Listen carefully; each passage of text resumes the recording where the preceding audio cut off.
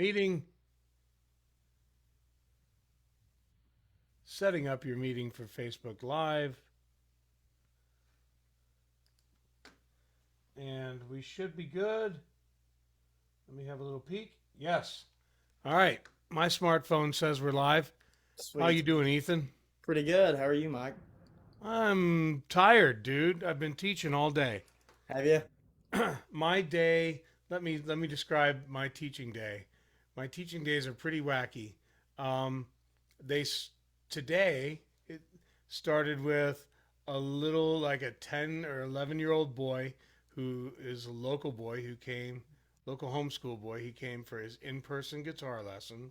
Yeah. Um, then uh, another in-person guitar lesson with a older guy who's God bless him. He's got some. He came through a program that is through the community action. Hmm. Um, he's got some mental illness. Uh, then I'm online all over the country in crazy different places, and then and then another person came here who was guitar. It's been all guitar all day. Who was telling me, and this is a an adult student in their 60s, Hmm. and they were saying, I think I have to quit because I'm getting carpal tunnel. Mm. And I just said, I just kept on doing like what I was doing around my desk. I said, "Oh yeah, are you squeezing?" Yeah. And they're like, yeah." That'll do it. So, Yeah. so what I did is I handed them the Strat, Yeah. and they're like, "Oh my." Yeah. I saw that they make a. It's like a fake guitar now for people who have like severe arthritis and carpal tunnel, to where it's like little buttons for like each string and stuff, and you can, which I think is great. You can keep that love alive, like for music and everything. Like, but you don't have to push down as hard. It's just you can put your finger on the note and it just does it, which I think is great. I think it's really cool. So it's like Guitar Hero. It's almost like Guitar Hero, but like actual notes. You can actually like strum chords and stuff on it too.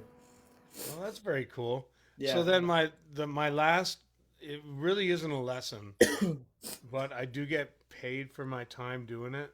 Um, it's the father of one of Jenny's piano students, Mhm. and he comes and brings his bass, and he leaves his bass amp here, and he's actually the guy that owns that Strat, Yeah. and he and I play Bob Marley cover songs. Well, that sounds fun. Well, I it is kind of fun, and Yeah. that's the 1 hour a week I get to kind of rock out. So that was my day.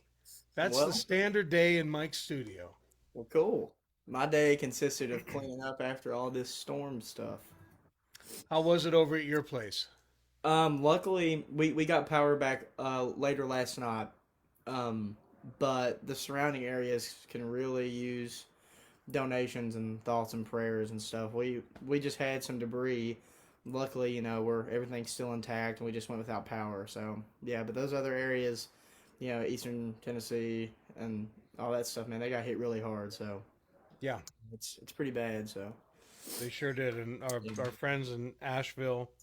Oh yeah, Asheville, man, that's awful. Asheville's a big music community. I've been there so many times, like playing music, listening to music. So it was really sad to see that. Hopefully, they can get up and running sooner than later. It's a mess, dude. It really is. It's crazy, kind of wrath of God kind of stuff going on.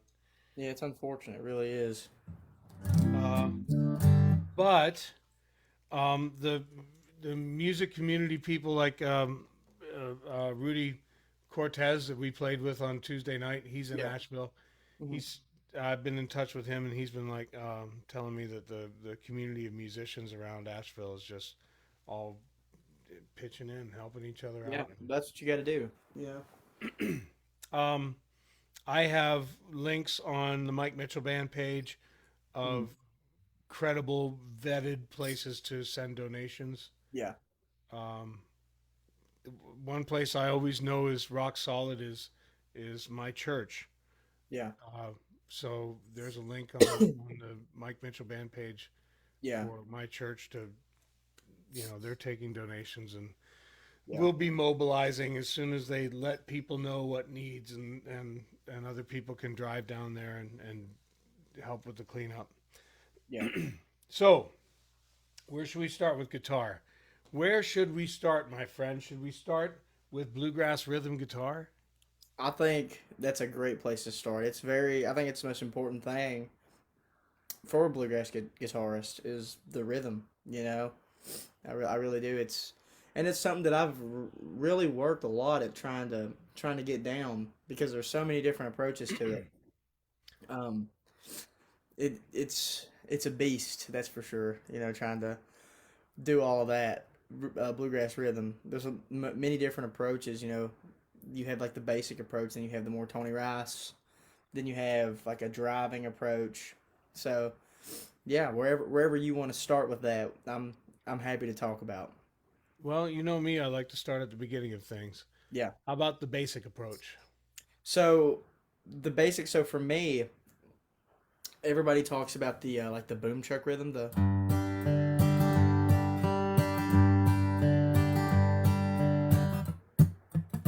like that, alternating bass. And so that's really what I started with doing. I would play in jam sessions. My dad would have people over, and I would just sit. I wouldn't even like really, I wouldn't even say that I was really playing with them. My dad is a bluegrass guitarist, and now he's a bluegrass mandolin player, and I really took a lot from his rhythm playing. And so I would just sit there, and I would come up in my room, and I would just play along the songs without even playing notes. I would just mute it and just doing that, kind of mimicking what the rhythm guitar player was doing. Whether it was Tony Rice, all these other guys I was listening to, I would just kind of sit, and and at first I was really tight, but then I figured it out. The secret to it is having a really, really, really loose wrist. That's how you play it like high tempos, and that's how you make it sound more round and fluid. Because it's all just like one big circular shape. You can hear it. Ah, You can hear all of that, and that all comes from that wrist. You see that wrist moving. If I was doing this, it's really linear. But right. when I'm doing it back and forth in a pattern, you can kind of see that there's motion behind it, and then which is a beat by itself. Like if you're a drummer or something, like that's kind of like a good beat to follow behind. But you add chords to it,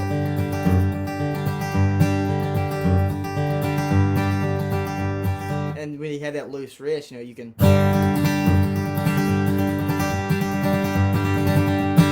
really play faster without like much strain at all. You don't really get tired.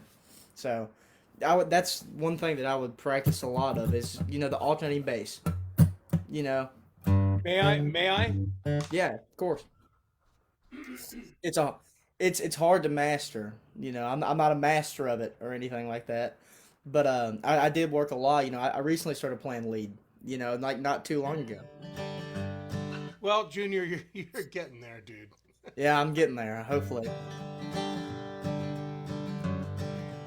Yeah, you can see your wrist. It's loose. You know.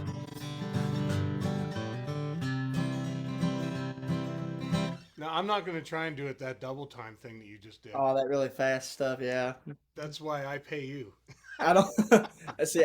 There's not a whole lot of songs that I play that are that fast, but it's nice to be able to follow along if you're in a jam session with like musicians that are way above my caliber, and I'm like, well, I can at least play rhythm, you know what I mean? So Right. it's cool to be able to follow behind that, and it takes a lot of practice getting that loose wrist. I mean, it's something that man, even if I'm in the car, like if I'm listening to music in the car, like I'll just still play along with it, like there's no guitar there or anything. I'm just still playing along with rhythm. It's a motion that you can really figure out. And once you figure it out, you can hear it, and it's almost like you're playing it in the car. Playing along with whoever's playing. Okay. So it's cool. So what do we do? What do we want to do once we've gone from Yeah, the old kind of old timey, yeah, and yeah, we've gone from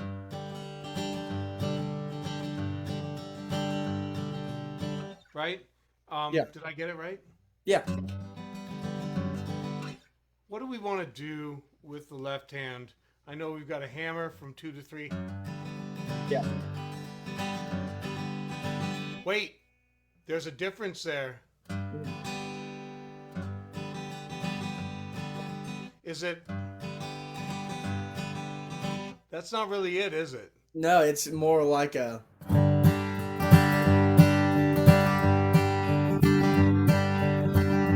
Something like that. So, Yeah.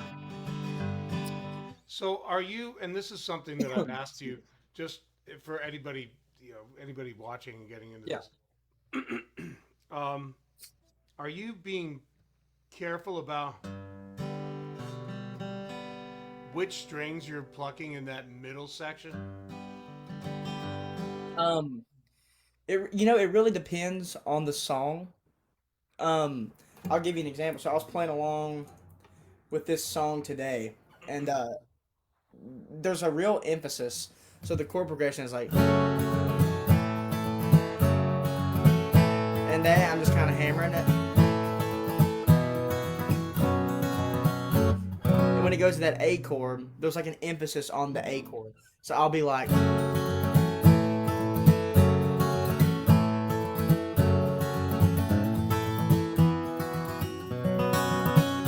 You know what I mean? I put the real emphasis on that A chord, but it's kind of like, and then back. So there's certain examples of that. It's different, you know. Like sometimes I'll hit like.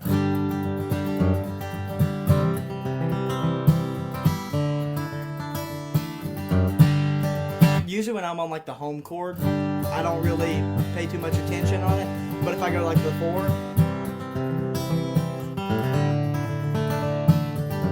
I'll kind of cross pick it a little bit, which is kind of like a Tony thing. He would do that a lot. Now, is that cross picking or is that a sweep stroke? Well, for me, I cross pick it. So Tony would probably just sweep it. Like other people are like really really good at sweeping. I can't like. I'm not very good at that. So I'll be like, you know, because it's for me. The way it works in my head is like if I can do that, that still kind of keeps that fluid motion. You know, you're and then Yeah, and boom, then boom, boom, boom. You still know, got the down up. yeah, I'm still keeping it fluid because it makes it easier. Like to jump right back into like regular rhythm. You know, because I'm still keeping that same circle motion that we talked about a minute ago. Like it's still kind of rolling, you know. Even when Yeah. I'm able to do that, like it's still kind of transparent with what I'm doing. Still got the down up. Yeah, I'm still keeping that same motion. It's just kind of like a little syncopation in the middle of it, you know. That still falls right in like the middle of the beats, you know. Can we hear that as slow as you can do it Yeah. properly?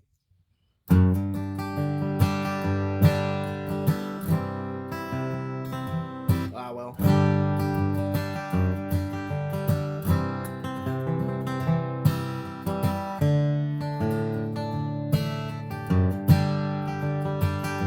And then like in practice or something like.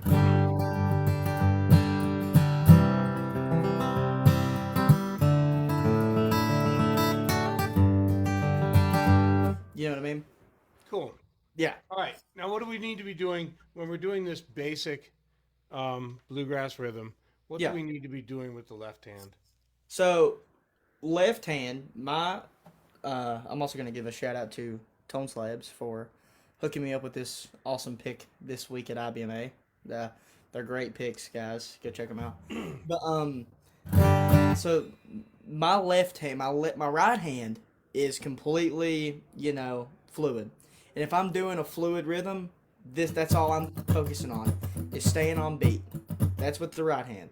But with the left hand here, I'll kind of try to get it in the frame, is I'm just really making the chords. I'll hammer on, you know, if we're in G or something.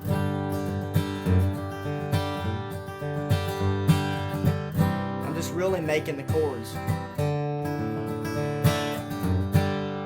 That's really all I'm doing is making the chords. Did I notice you were suspending that D chord? Um, You know, sometimes if it fits, I'll.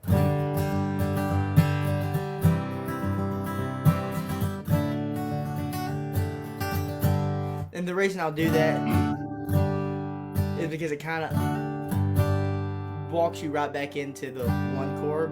If I was going from a,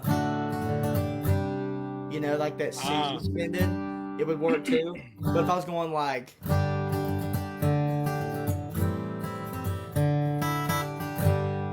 you can hear it. You can hear like when it makes sense, and that's all something that's like purely up to taste. Like I know people who will always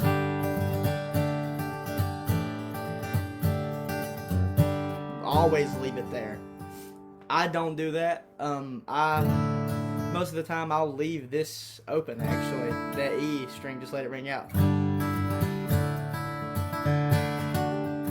then go back to kind of suspended when I go back to the G chord. from my point of view, I think it's more musically interesting not to keep that, Yeah, especially in a bluegrass setting, because the banjo's already doing it. yeah. The banjo's really emphasizing that you're in the key of G or whatever key you're in. Yep, If you're in the it's key of already D, got that fifth string yeah, all the time. they're already putting emphasis there. So I think it's more tasteful for a bluegrass rhythm player or bluegrass lead player, whatever, is to kind of you know to go in between.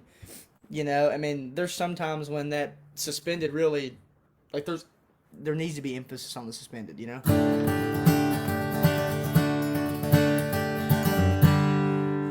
know, but I agree. for most cases, there isn't a real reason to do it in my eyes. It's a pretty chord, but if you're playing rhythm to it, it for me, I just don't. I've just never really done it. If that if that answers that question. Excuse me. Um, I like your playing. You play in my band. I like your choice. And every time I hear you leave a suspension, I always find it tasteful. Yeah, Um, just from my perspective, from the band leader, the production, the producer perspective, I don't get a sense that. And there's some players who are always trying to hunt for one. yeah, They're like, how can I be as jazzy and sort of ethereal as I can with mm, my chord voicings? yeah, Which I'm not down for, not in bluegrass music. yeah. Uh, For me, but a I like a tasteful one. basic rhythm. Yeah, I I mean, like a tasteful one. I like what you do on the five. yeah, I do. So, kind all of right. Led Zeppelin style. That's where I kind of stole that. There you go. All right. So we've covered basic bluegrass rhythm. Yeah, Rhythm. Boom, chang a lang a lang a boom. yeah. And And I we've will got say too, in my playing, it really for me, I don't do that rhythm every single time. There are certain cases where like I'll put emphasis on the one and the five, but then there's other cases when I'm like where I don't even hit the five at all unless I'm going to the five. I'm really worrying about really staying in between that, the mandolin chop or the fiddle chop or whatever, and really, you know, putting my place. I mean, I think in bluegrass especially, I think every instrument plays a certain role. The rhythm absolutely. section is huge in bluegrass, and I think that guitar is super super important. The guitar and the banjo really kind of work together. I think because they're both kind of playing in between the bass and mandolin or whatever chop's going on, and I think it's that's where certain feels and certain rhythm choices come in. And that's kind of whatever you're feeling. It depends on the jam, depends on the people in the jam. Yeah, it depends on what the other people are playing, doesn't it? Yeah, 100%. Yeah, Yeah, and there's not. I mean, I guess if somebody were to actually sit down and want to write it all out, Yeah, could if this then that, yeah. if these other five four people are doing these certain things in this key for this kind of song, then you probably should do that. But we all kind of just, I don't think anyone's ever written that out, have they? Well, I know in a few cases with some other people I play with, we will put emphasis on like a push, or if we're all kind of dropping out to like build a downbeat. So like Will Hoss is one of those. It's you're like, Will Hoss is like, and then you would push it, and then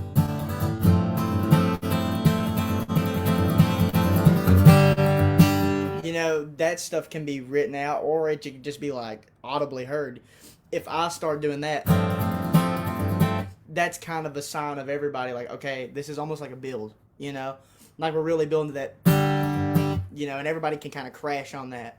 So that's it's something that can be writ out, or it's most of the time if you're jamming and you're with musicians who can or have like high musicianship, like they can hear me doing that, and they're like, oh, okay, so we're getting ready to crash on that. Right. But if I call like, oh, push it, you can everybody can kind of push that one beat and hold on it for a second and then get back into like the regular beat. There's little tiny stuff that happen that can be written out and can be, you know, like conversed on. But most of the time, I don't do anything like that. We'll just play a straight rhythm and little syncopation here and there. Right. Very cool. All right, and I know that I appreciate it, and for especially for live bluegrass performance, it really makes it. Yeah, It really does. It otherwise it's kind of gets kind of cookie cutter, doesn't it? yeah. I mean, I think bluegrass is so much fun because there is a certain spot for every instrument to kind of show out. Whether if I don't take a solo the whole song, I can at least show out a little bit on rhythm. Do some different stuff rhythmically, hit some different chords or some different voicings, or even if I didn't take a break on Wilhouse, it's super cool that I have the ability to kind of manipulate what everybody's doing just by hitting a different chord or kind of hitting a different vibe. It's kind of like you're driving the car and you can hit the brake and you control Yeah, everyone's head. yeah, you're kind of like you're the guy in the driver's seat in bluegrass guitar. It's cool. I control your head. Yeah, it's cool. It's cool to have that capability. Very cool. All right. So, um, Michael Neal. Hey, Michael. It's good to have you with us, my friend. So, when you are playing that fast rhythm bluegrass Hmm. and your pick starts to slip on you, how do you recover? Oh, well, so I do this little strategy. So if you use one of these picks, they're kind of coated, like to where it's hard to drop them, and it's the same can be said for the blue chip picks too.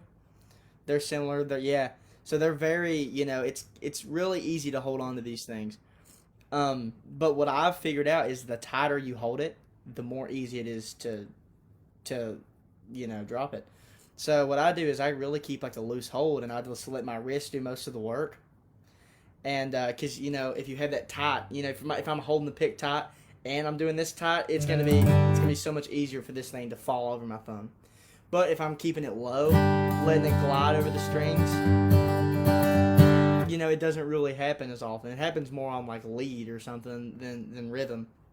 But another strategy that I use is like with these coated picks, if you like lick your thumb or your pointer finger and then like you can kind of rub it together and then it's almost like a glue. It's really stuck. But technique wise, keeping a really, really, I mean, I don't have a tight grip on this pick at all.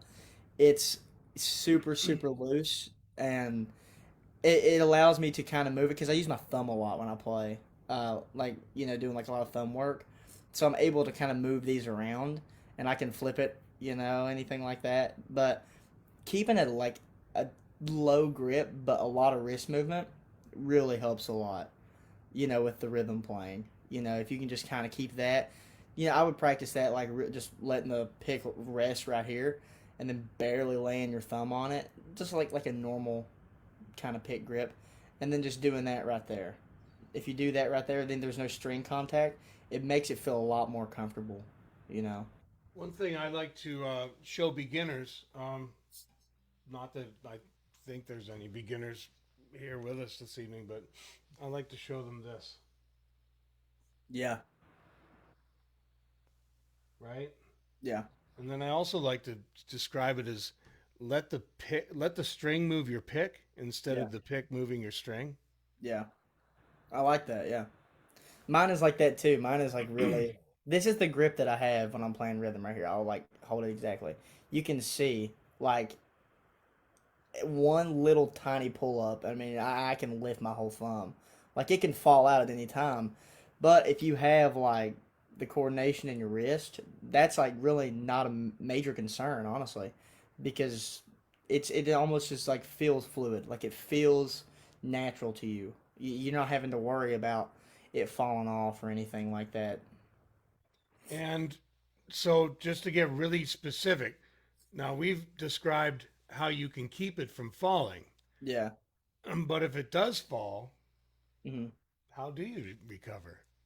So I keep most of the time when I play, I keep one of these pick pouches or something like near me, and which have a pick in them, or like it's I don't know. It just that's a situational thing.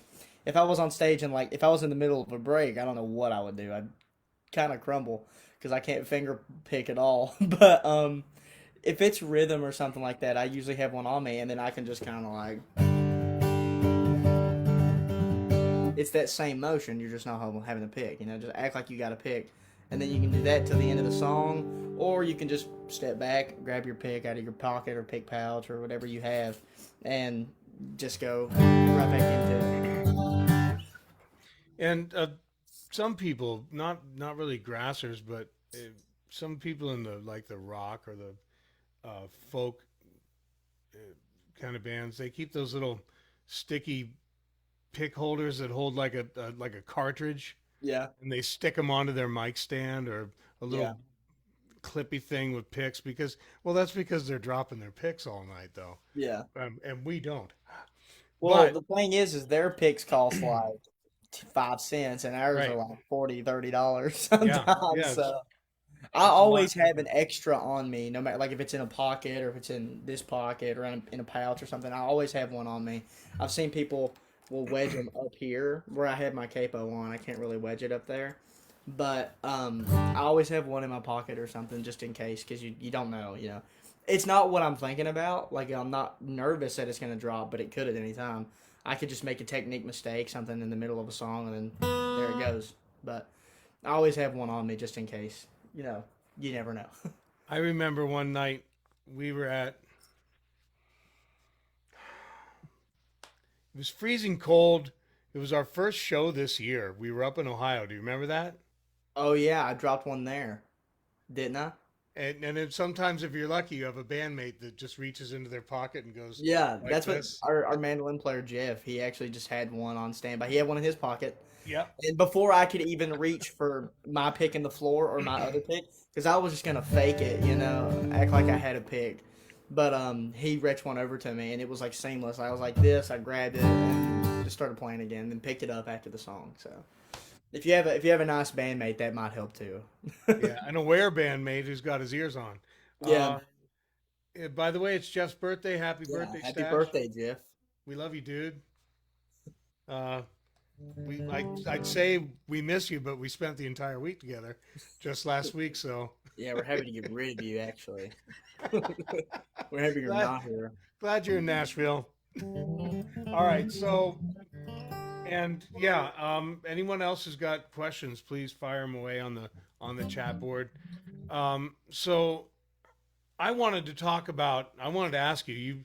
You kind of made a leading statement that I know is can be kind of deep. You said you do a lot of things with your thumb. Yeah. So I'll just before we go into this, I'll say that as everybody knows, I'm a fiddle player. Hmm. I grew up playing the fiddle, or the violin, and I started to play the guitar later in life when I was about Ethan's age, my early 20s, and I totally sucked at guitar until right now. No, I'm decent, but I only really got serious about bluegrass rhythm maybe, you know, I don't know, 6 or 7 years ago, probably when I started leading a band. So that's my perspective and my point of view on the right hand of the guitar. I was a boom chick, Hmm. fiddle teacher, guitar rhythm, Yeah. which so many people do. And it wasn't until that time later on in life or in my playing life that I realized that there's a lot of depth to what we can do with this. Yeah. It's not just plinkety plinkety plinkety plinkety. There's a whole lot of depth. There's a ton of things that we can do. Yeah. And it's amazing because it's just this little unit. Yeah. It's not like a violin bow, Yeah. which is this It's a long little piece of plastic. carved piece of very expensive wood and all of this ivory and ebony and all of this stuff. So it's amazing to me every time I think about right hand technique with the guitar, the mandolin, um, how subtle and how much nuance there is. And that's what I'm going to say. And Ethan, I'll let you talk about it. When and why do you do things with your thumb? So going back to what we talked about earlier, with the rhythm stuff, if you keep like the rhythm approach all the time, you know, it's hard to be more accurate. It's really hard. I mean, at least for me, and I'm just speaking for myself. For me, it's hard to kind of keep accuracy. But if instead of being like having to make a micro movement with my entire wrist, I can just make the shift of a thumb or my index finger and make that rather than having to be like completely like this. I can just kind of do this, and I can reach a whole nother string by just being with my thumb. You know, so it's a lot more accurate for me. Like if I play, you can probably see my thumb work here. Let me get a little closer. Um,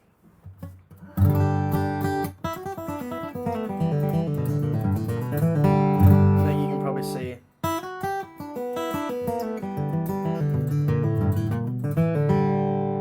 That whole time it's just me kind of being like that, and I'm just really just shifting up with my arm like this, but my thumb is and my index is really doing most of that sound, and that picking sound.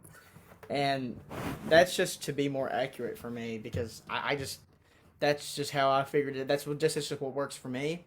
And it may not work for everybody, but Tony Rice was a master of using his thumb for I mean, he mostly used his thumb for playing. So it's really cool to see him do it. You can slow down videos of him play, and you get like a really like those lesson videos, man. They're like right here, and you can see his thumb working like really great. Let's see if I can do that.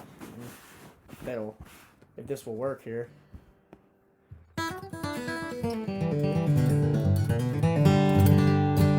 You know,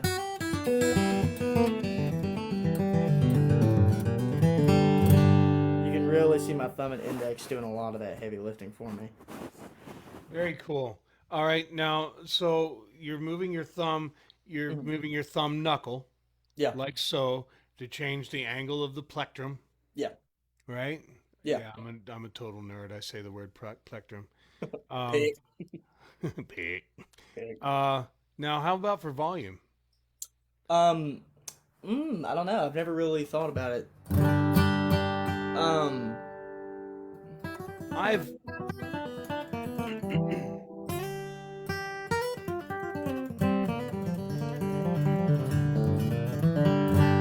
yeah, yeah. So I just figured it out. Yeah, the more you kind of dig in with that thumb and index, the more volume you get. So there's another. so for me, it sort of seems like this is like turning it up on 10, Yeah, like yeah, 11 if I do that with my knuckle. But if I keeping my knuckle like this, I'm like down between 5 and 7 on the volume knob. yeah, And then this just adds a little bit more oomph yeah, for the volume. Is that what you felt? yeah. That's what I just figured out. If I kind of keep it, It also improves in clarity too. If you kind of pick clear, if you don't keep it so close, and you can kind of break out every once in a while, to put emphasis on notes. That's cool.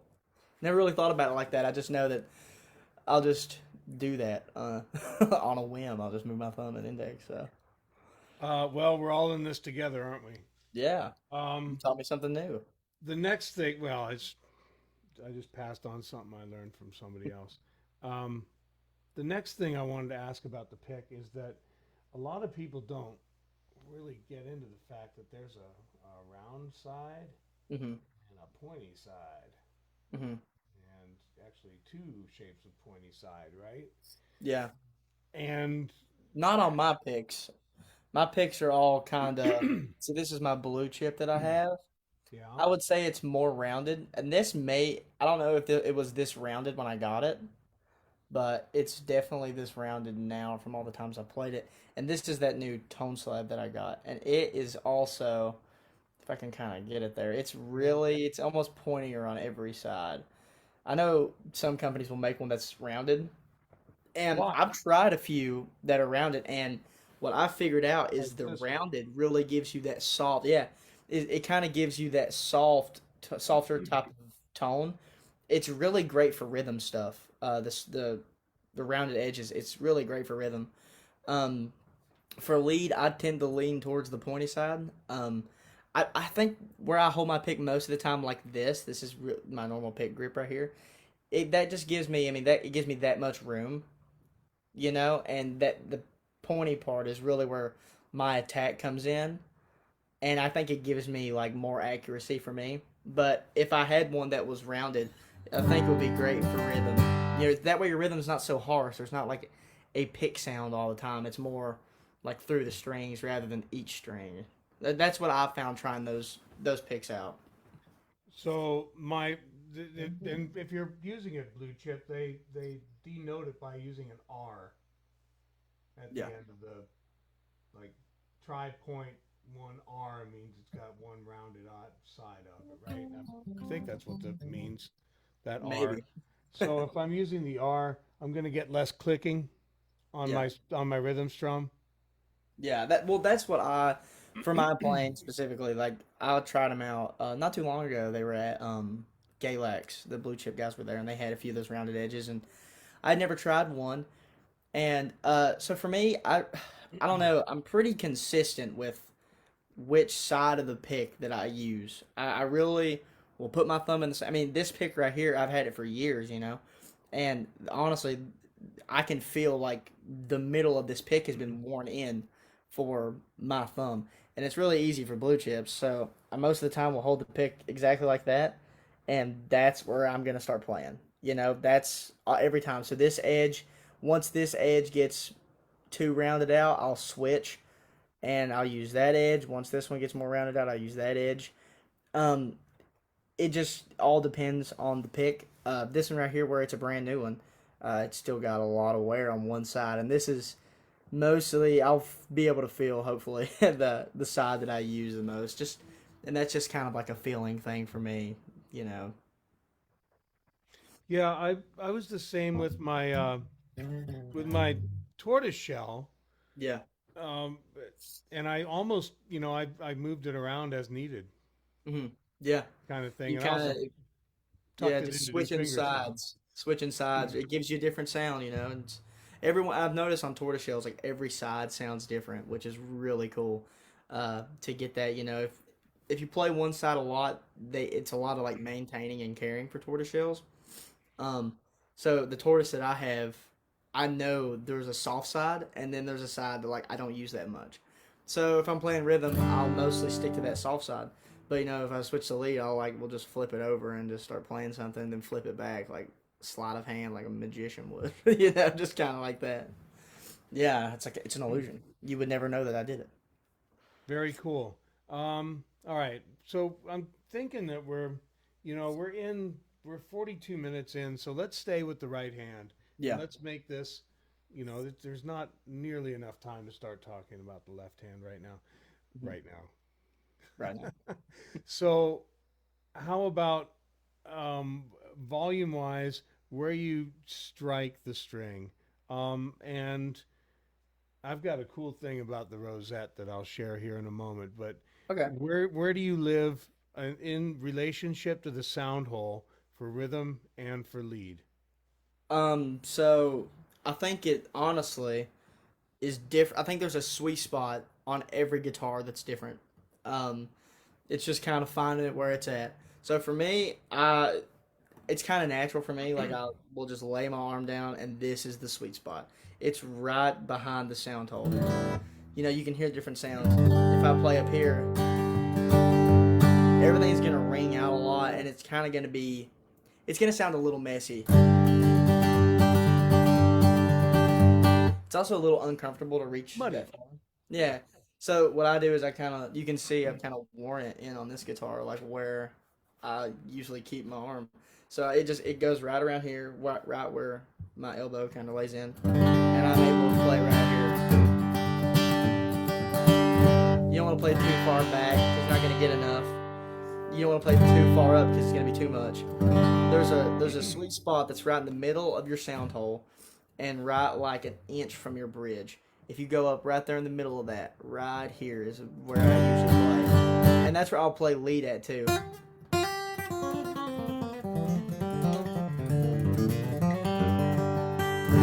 Everything lives right there for me.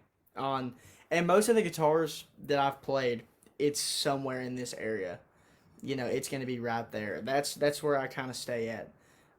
Is this little, I would say, probably right this area right there, right behind the sound hole. So you might say the area that's covered by the rosette. Yeah, right there. Okay, now I'm going to share something that's really kooky, and I still don't know. Okay, um, this was explained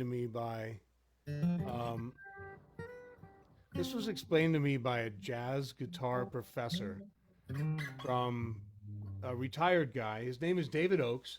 He was adjunct jazz guitar at USC Berkeley, Hmm. and he also wrote the guitar curriculum for the Musicians Institute in Hollywood. Wow. And he was my what little I know about performing and singing and playing jazz. This guy taught me. So he's like a super credible, total guitar nerd or geek, right? Yeah. This guy's got tons of vintage gear, and he has guitars made for him, and he's got arch tops and really really nice classical guitars. So we're talking about classical guitars, and he asks me why there are three circles in the rosette. Hmm. And I say to him, I don't know. And then he says to me, why is the center circle of the rosette comprised of a thicker line of purfling? Right? Yeah. And I say to him, I don't know. And he tells me that the inside first circle of the rosette Hmm. has one tone. So if I eyeball it straight down and then if I go to the center circle, and then if I go to the outside circle, he tells me there's three different tones right within that rosette, and that's why there's three circles. Huh. I never Beyond thought of that, it. and sometimes I swear to God, I think he's right. I mean, I'm telling you, that's where I play. Is right there.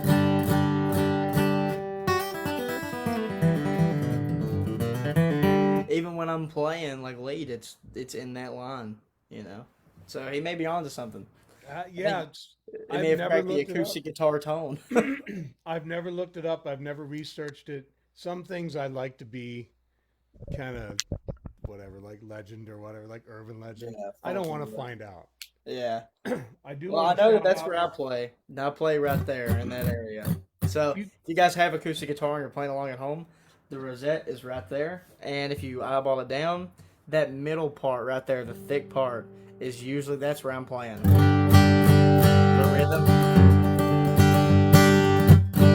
It's all right there. So and the lead too. So if you kind of stick right there, and sometimes I'll anchor to like give me more precise, like to stay there. But for rhythm, I'm just wide open, like right there in that spot. So that's cool. I didn't know that. Well, Now I'll never think again, of the rosette the same way. it may be urban legend, it may be guitar legend. The guy, Yeah.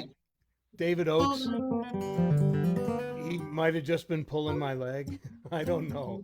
But sometimes I swear if I go down, if I try and have the exact same pressure and everything, and if I go down really slowly on the inside rosette, it's a little darker, Hmm. and the middle rosette is louder, and the outside rosette is. But how can it be that right in that quarter inch of string, there's three different tones? I don't know. I guess the tension, because if you play up here, it's kind of loose. If you play like here, it's real tight. So maybe there's Yeah. something that happens right in there. I don't know. Like something that maybe happens right in there that's the same Yeah, thing that happens between the bridge and the all fingerboard. over the place. Yeah. Who knows? Yeah. All right. Now, how about posting? I know that you're a Thenar. This is the Thenar eminence for Mhm. anybody who wants to get even more geeky and nerdy, or the fat part at the bottom of your hand. But I know that that's where you post. Do you ever post here?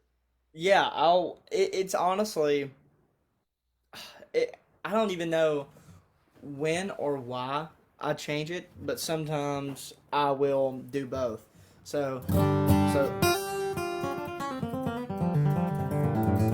and that's me sticking really close to the bridge here. So that may give you guys a better view. So, Yeah.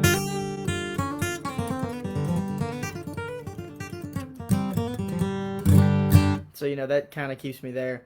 But then other times I'll just randomly throw down my pinky, and you know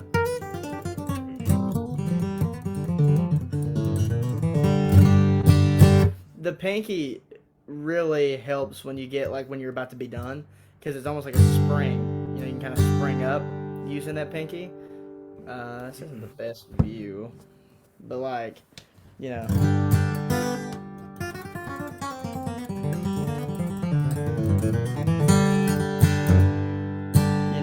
But most of the time, I'll just kind of anchor right here on the bridge pins.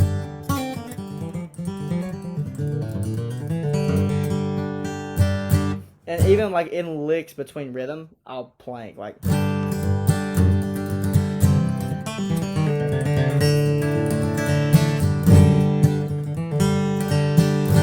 I'll just do a quick. That just kind of helps me go in and out quick.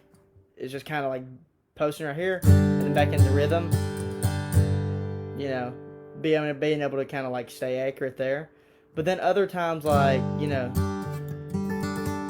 for cross pick and stuff, like it really helps to not be attached right here because it's like kind of clunky, and then work the thumb. If you can see my pinky there.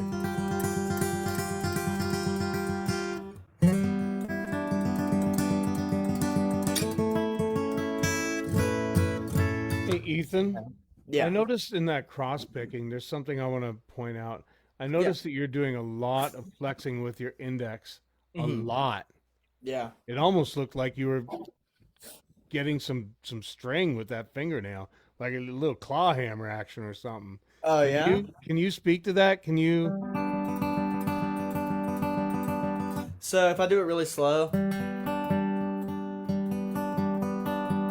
so really my thumb is like working down, and then I'm using my pointer to kind of. It's kind of like Ah, that. So my pointer's kind of like. So my thumb is like really aiding to push it down, but my pointer is really aiding and coming back up. So and the reason I'm doing that is because like when you bring it in, see if you bring it in, your pick, it kind of naturally comes down. And then when you bring that index back up, it comes back to full form, you know?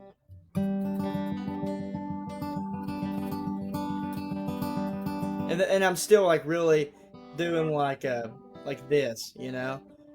This just helps me get through the strings a little bit more clearer, you know, with the wrist doing that. But with my thumb and pointer doing that so much, like I can really kind of like stay sturdy.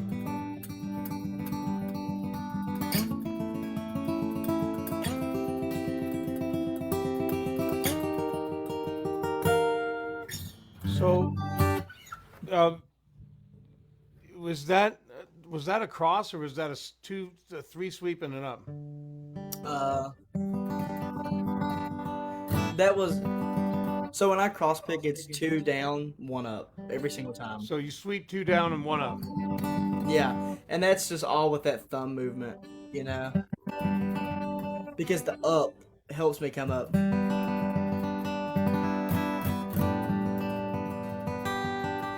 That's very cool. So the index finger's kicking your plectrum back up for the next stroke. Yeah, and that just kind of happens naturally, you know. Uh, you know, if I can show you here.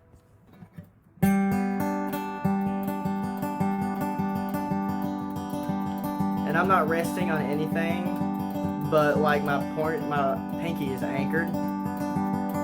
But you can see my thumb is really, it really kind of helps you get resetted. Like, and you can kind of see my index moving. Yeah. And I Yeah, also noticed that the plectrum is making an oval shape. It's yeah, it's da still da kind of, bum ba da and bum. You that still got helps the me. You know, the same thing. Like,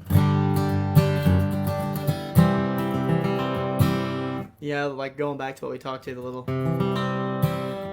It's still kind of keeping the fluid motion. That for me, that's what makes the most sense to me. Like everybody will ask about like picking patterns and stuff. Like I don't I don't think about that, and I was never like taught anything like that. It was just kind of you know whatever makes the most sense. I mean, you can tell in like my lead playing, like it's a little different too.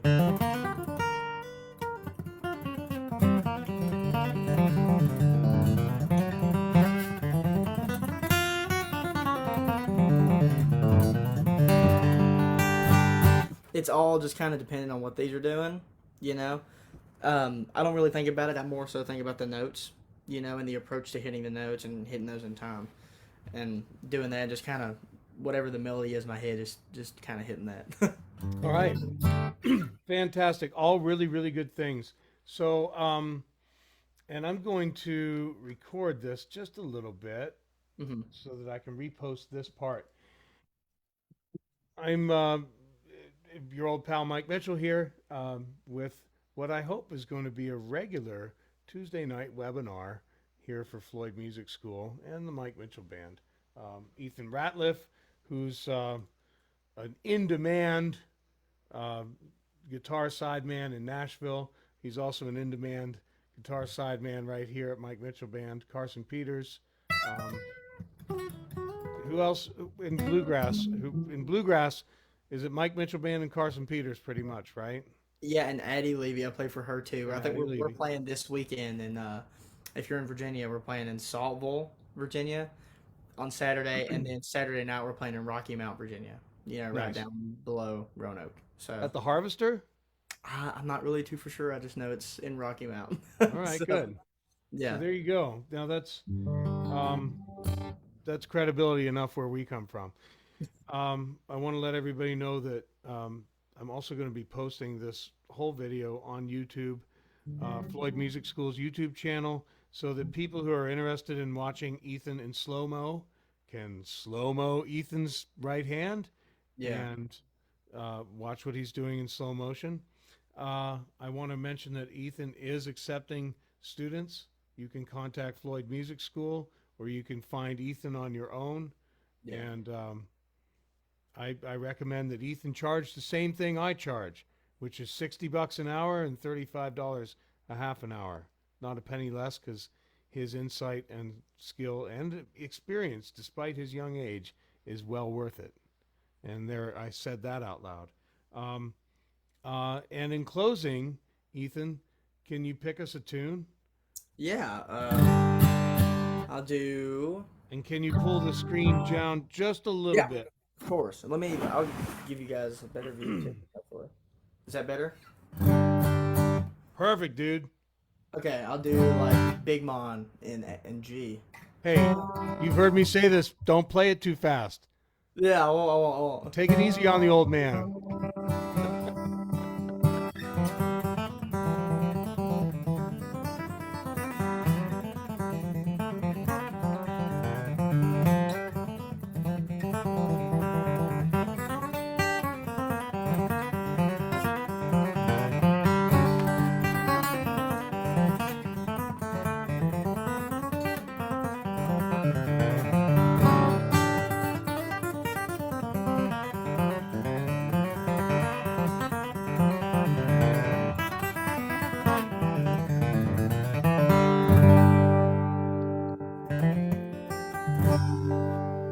Yes, sir. That's amazing, Something dude. like that. That's awesome. Fist bump me now. Yeah. All right. Thank you all for joining in. And again, you can find this at some time in the morning. I'm done for the day, but sometime in the morning, I will load this video onto Floyd Music School's YouTube channel so it can be slowed down. And find Ethan for your bluegrass guitar needs. Yeah, you can find me on Facebook at Ethan Ratliff or Instagram, and if you just send me a message or something, I'll reply and we can work something out. Hopefully. Yeah, or catch me and I'll arrange it. I'm happy to. Yeah. Thank you, brother. Yeah. I'll talk Thank to you you, Mike. soon. All right. Thank you. I'll see ya. Bye.